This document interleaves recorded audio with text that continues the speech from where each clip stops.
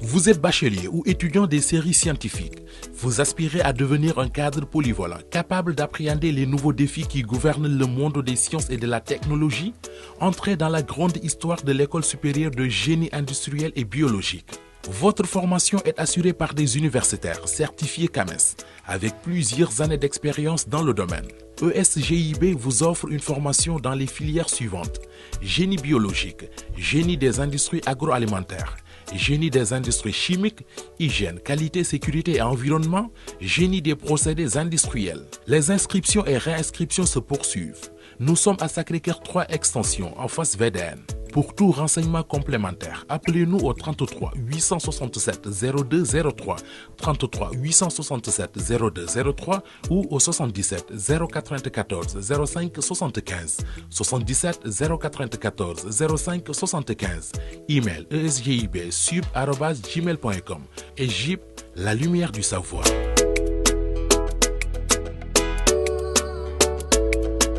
Papa Abdoulaye Dia Père maa ngi lay nuyu. maa ngi lay fay di la ziar soxna Aram Touré madame Ngom.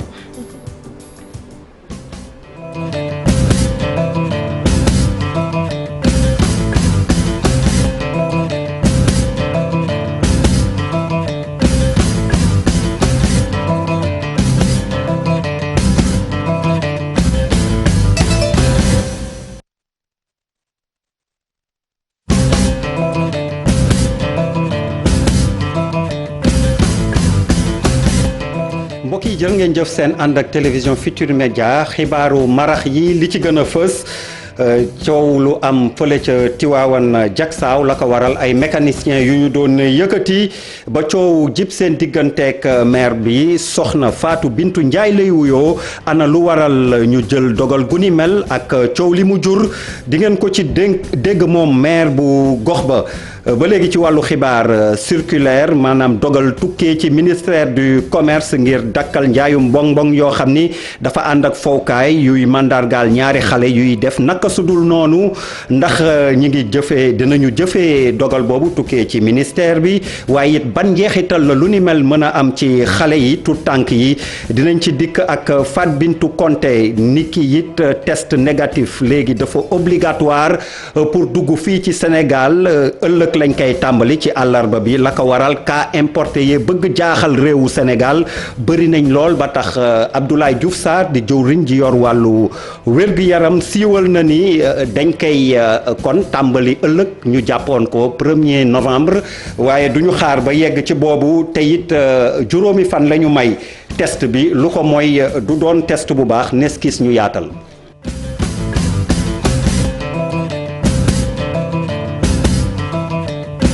niñ leen ko doon waxee ci boppu xibaar yi coow la ñu xëyee fële ca Tiwaawan Lansar la ko waral mécanicien yu ñu fa doon yëkkati coow mujj jib seen digganteeg maire gox ba jël dogal bi moom soxna Fatou Bintou Ndiaye lay wuyoo ana lu waral dogal bi ak coow li ñu déglu ko ci leeral àdduna ci micro Habib Faye. waaw mooy li ma wax rek li ma ci wax dafay gàtt mënoon na bañ a gudd ndax ku gis lii rek xam ne am nañ ci jublu mënoo dëkk ci gox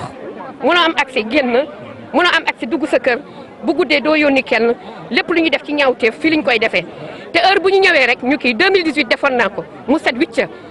matul sax 1 mois ñu andi leen xaw ma lu ko waral mais bii yoon nag dama ciy dem ba mu jeex maa jël samay moyens maa ko def kenn accompagné wu ma. ñëwoon nañ ñëwaat nañ bii passé suivi bi nan lay demee. bii passé suivi bi day dem ndax damay defaat beneen arrêté boo xam ne bi day ànd ak police ak collectif bi fi nekk ñu def suivi bi bu ñu paree ba mu set ba mu jaar yoon. bu ñu paree nag doo ko xool ban projet ak naka lu ñuy def pour embellir fii man kenn mënu ma xokkatal gis nga seen yuuxu yi. sànq yaa ngi wax lu faale wu ma ko. sànq yaa ngi wax lu am solo nga ne xaxaru ko parce que caare warul mel nii. mais warul mel nii kuy dugg da ngay gis kuy génn da ngay gis am na nu mu war a mel te dama ko def kii intervention au niveau de l' assemblée nationale. waaw mosu ñoo fay dërëm te dëkkuñu fi lu dul xatal ñu. léegi nag du ñuy génn abal ñu dëkk bi ñun waa dëkk bi ñu moom suñu dëkk libre aussi. xamaguñu nañ ko dindi ba mu set rek waaw.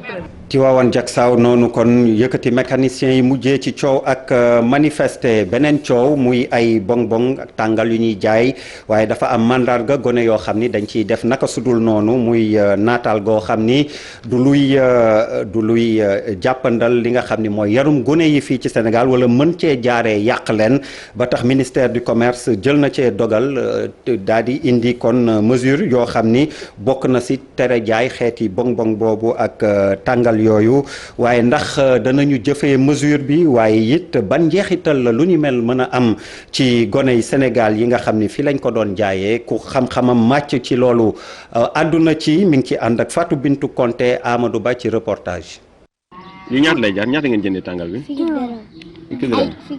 ci boutique bi benn fukki dërëm. mu di sujet boo xam ne duñ koy faral di wax ci kër yi lii di sexualité jamono ji nag ña ngay nemmeeku ña ngi koy faral di représenté ci li nga xam ne moo di ay fowekaay wala sax ay dessin animé ci télévision bile xale yi di ci teg seen gët. waaw mën nañ jàpp ne que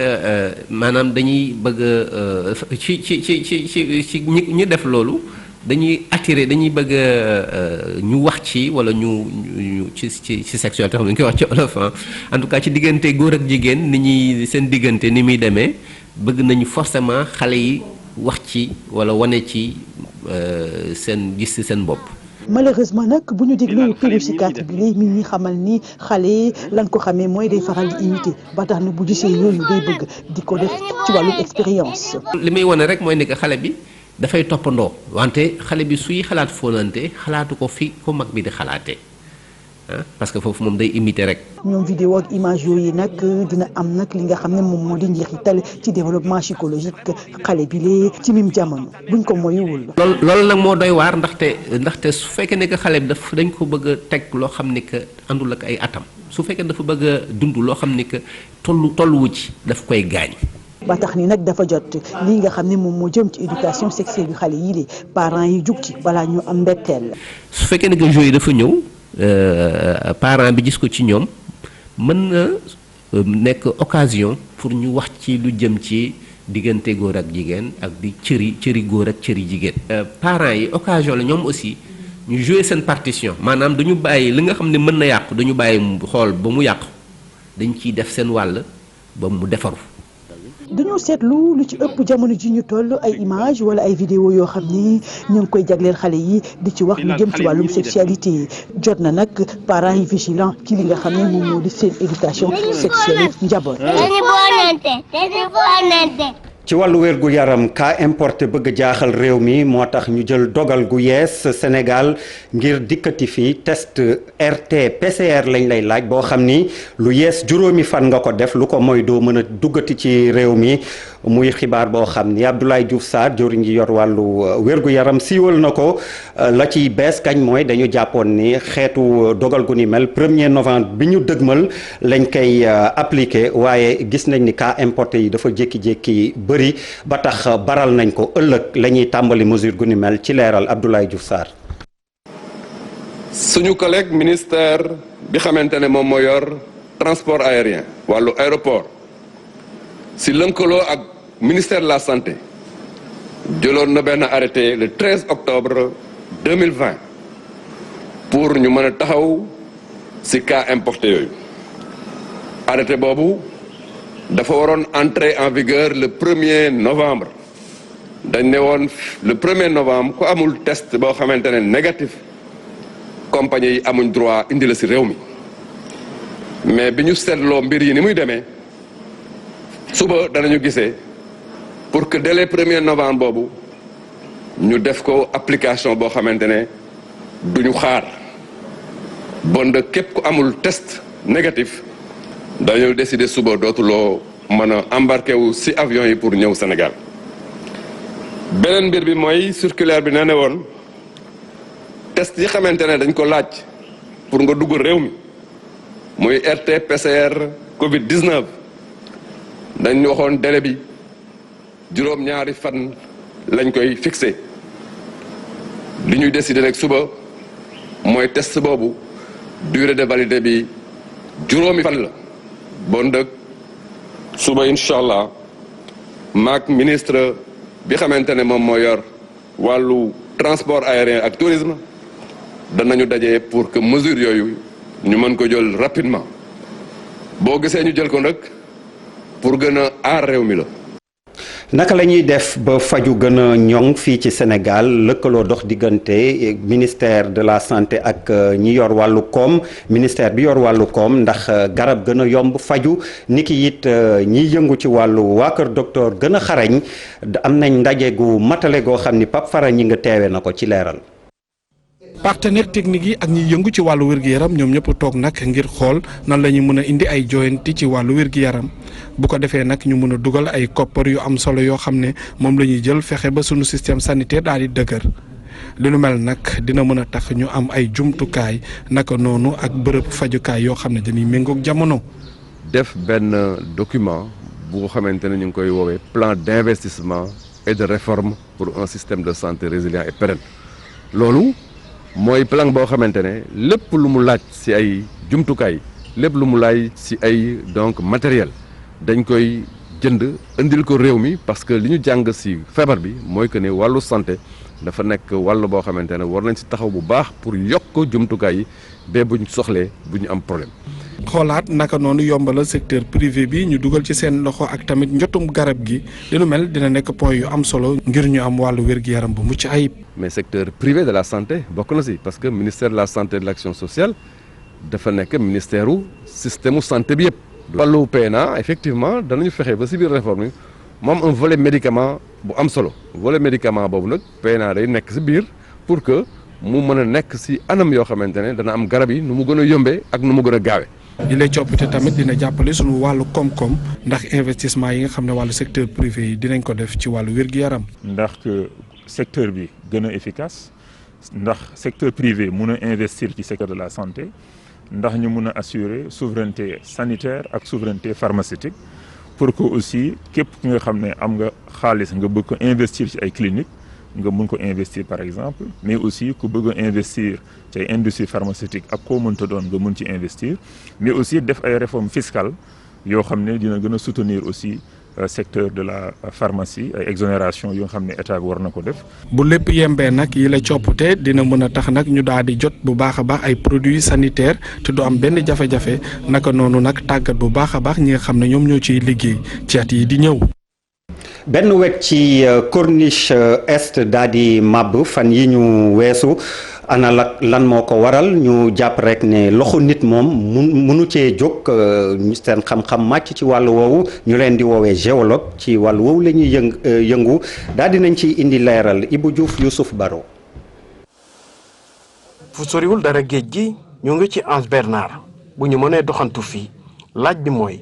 fii ak i at ndax loolee dina mën a antu. gannaaw éboulement wala lu bàyyeeko woon ci montagne bi daanu ñu ne nag jamono ji foofu li nga xamante ne côte sénégalaise bi ñu jublu ci. da ngay xam ne corniche bi dafa am ay parties yoo xam ne suuf la yeneen parties yi am ay rochers aujourd'hui avec changement climatique yi nag day tax ba géej bi di gën a avancer ba yi avancer nag day gën a pousse en fait plage bi jege dëkkuwaay yi. bu amee ñu jàpp ne rek. ñenn ci askan wi ñoo waral li ni mel ñeneen ñi jàpp ne érosion côtière la wala changement climatique lu wër te wër mooy mbir mi lu mat a bàyyi xel. lu nekk am na tabax bu mu war a def fu ñu ko war a defee ak ki nga xam ne moo ko war a def dafa am étude yu moo xam ne mooy dañuy delloowaat xeer yi mbirum géologie li ministre des mines madame Aïssatou Sophie Gladima li muy wax tout le temps mooy géologie moo nekk ci njëkk ay mujj. fii ci plage bi nag am na rek luñ fi jot tabax taxawal ko ñi ciy yëngu tamit di sàkku ci kilifa yi. ñu jàppale leen ndax gis nañ ne fii moom jéyee mën na fi bàyyeekoo saa su nekk. fii laay liggéey am naa fi 14 ans parfois am na ñu fi ñëw jël fii ay xeer du yóbbu te loolu dañ ko war a bañ waaw am yenn saa nga jékki-jékki benn kilifa boo xam ne ñu ne la état laa nekk ak dama soxla sama kër day def ay xeer yooyu doo si mën dara. ménager fii mu rafet rek waaw wut ay ñi nga xam ne maanaam ay balayeur ñuy bale plage bi. bi day mi ngoog fii si site bi ça dépend si site bi ni mu mel loolu moo mun a tax en fait ñu aménager ko ba mu gën a rafet gis mun a tax nit ñi mun a ñëw feexlu et rétablir un tout petit peu la plage. maanaam programme la boo xam ne fépp ci réew mi fépp fu ñu gis gox boo xam ne dafa am ay mandarga yoo xam ne day wane ne fii am na njëriñ pour géologie bi site yooyu dinañ ko recenser jël ko. seet naka lañ koy aaree. ministère bi ñu dénk lépp aju ci wàllu géologie ñu ne dinañ taxawal ay jàngat yu yaatu taxawal ci ay programme ngir taxawu bu baax a baax li ni mel. dañuy àddu jëmale ci dématérialisation bu ngeen ko déggee mooy nu ñuy def ba yombal këyit yuy tukkee ci administration wala ci maire yi lu toll ci fukki junni këyit yooyu nag ministère fonction publique wër na ci ñetti gox région Kaolack Fatick ak Kaffrine yombalal askan wi ñu jot ci këyit yooyu ci jamono joo xam ne nag dañu toll ci numérisation maanaam jumtukaay yu xarale yi ana yan pexe la ñuy def ba mu gën a ñoŋ. Mamadou Camara Fall moom mooy directeur de cabinet et ministre de la fonction publique. service public li ko tax a jóg mooy satisfaction intérêt général maanaam suñu mbokk sénégalais yi am soxla ñii ci état civil ñii ci ministère fonction publique ñii ci ministère de l'intérieur ak feneen li ñuy gën a soxla mooy seeni jàngoro wala seeni bëgg-bëgg ñu saafara ko ci lu mucc ayib maanaam ci àpp bu gàtt. alors loolu nag service public mësu ci jóg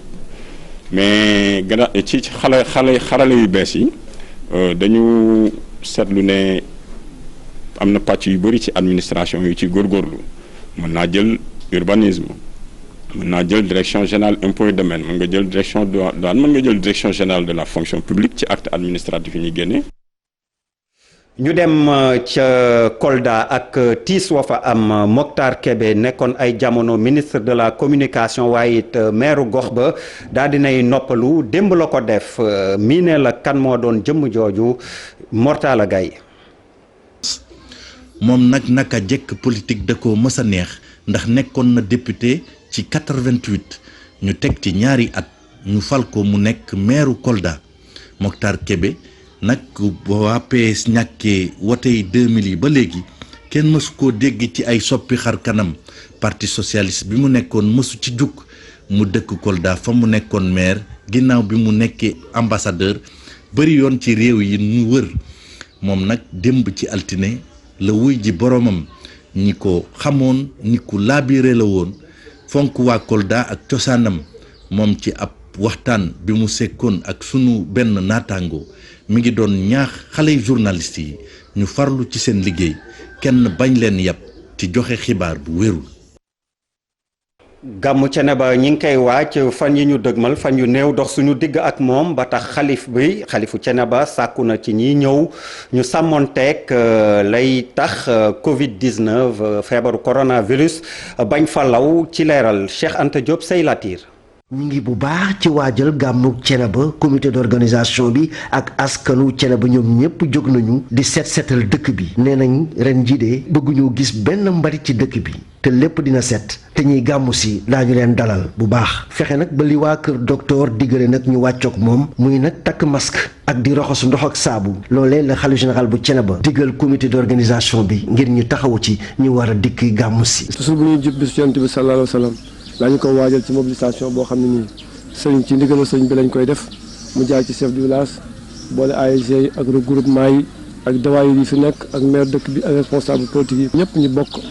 ànd ak sëriñ bi wéttali dëkk bi setal dëkk bi bu ñuy waajal gàmm la ci gën a am importance mooy set ak Covid bi nga xam ni itam moom la ñu nekk nga xëy set la laaj di wax nag ñëpp ñu waajal ko ci set waajal ko ci mesure de barrière yi nga xam ne ni moom lañ digle ci ay masque ci ay lavage main ci ay jël ay distance. gàmmug Ceneba bi de amul benn coppite ci ni ko maam yi daan defee loolee di Serigne Alassane Seck di chef de village bi xamle. kon daal li gën a am solo mooy Ceneba ngi wàcc seen gàmm comme nañ ko daan defee ca mag ña ci jàng alxuraan ak jàng Ibnu Mayit ak sikkatur yàlla Ceneba it amaat benn particularité ndax bu ñu gàmmoo ba ci suba sa ca ngoon nag la ñuy waaj tànt bi nag dem ànd ak Serigne Ceneba nag dem ci penc ma ca jumaa ja nag def seen cérémonie officielle mooy wàcc téere ak àggal sëriñ bi àggal téere bi ñaanal mag ñi rijaasal mu xaddam yi ñu dénkaane sëriñ bi sànni ay messaasam ci dëkk bi ak ci diine ji. fii ci Ceneba ñi ngi sàkku nag ci ñi nga xamante ni ñooy gàmmu si ñu topp bu baax bàyyi tere yi dëkk bii di Ceneba charia la ñuy dundee. mbokk yi loolu doon fi li gën a fës ci xibaar yi ma delloo kàddu gi madame Touré madame Ngom Aram Touré jërëjëf moo wéyal ak gan gi.